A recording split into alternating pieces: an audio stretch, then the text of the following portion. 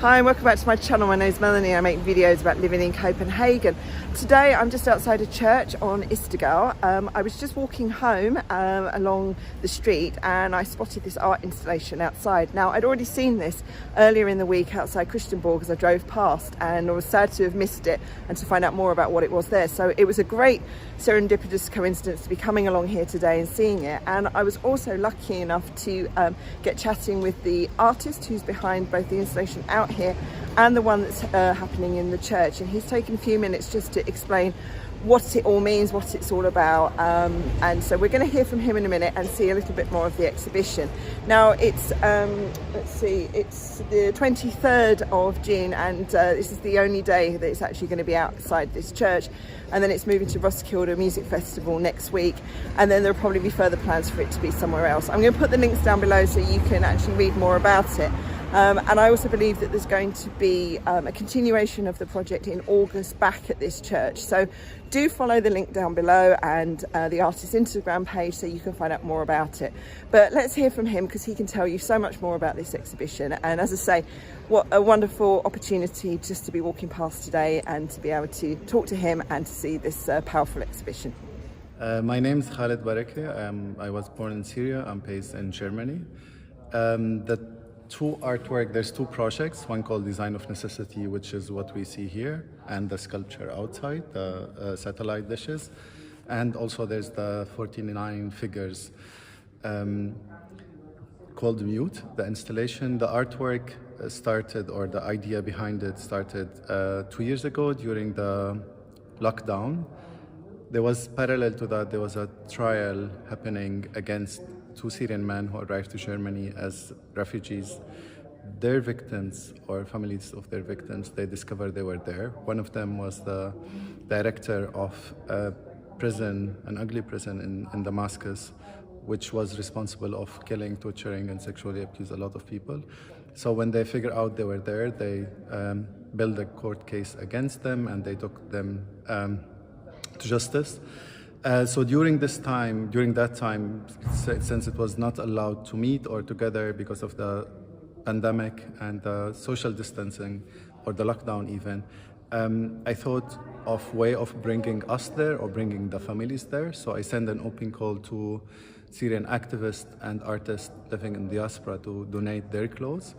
They did. I formed their body using their clothes, so they're as a way of highlighting their presence by their absence. And I cut the head and make it look inside, look in the memory, look in the past, look in the trauma, and kind of maximizing the voices that once were tried to be muted.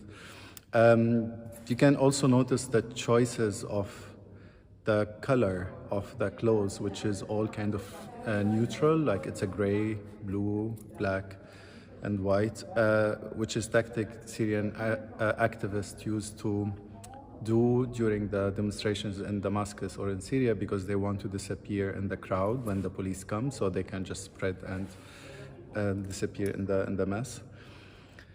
And two projects today are meeting. Mute outside, inside here in the church, there's, as I mentioned, a project called Design of Necessity, which also celebrates extraordinary people as well who were living under the siege, and celebrate what kind of creative solutions they came up with to survive barrel bombs, no gas, no electricity, no foods. So you can see in this, they grow up mushrooms, and we mimic this, the mushrooms farming, because they were living under the ground to run away from the bombs. And at the same time, we use satellites, which they use as well. So the functionality of the satellite dishes changed. They broke mirror and they fix it on the satellite dish, and they, instead of the digital receiver in the front, they change it with the cooking pots.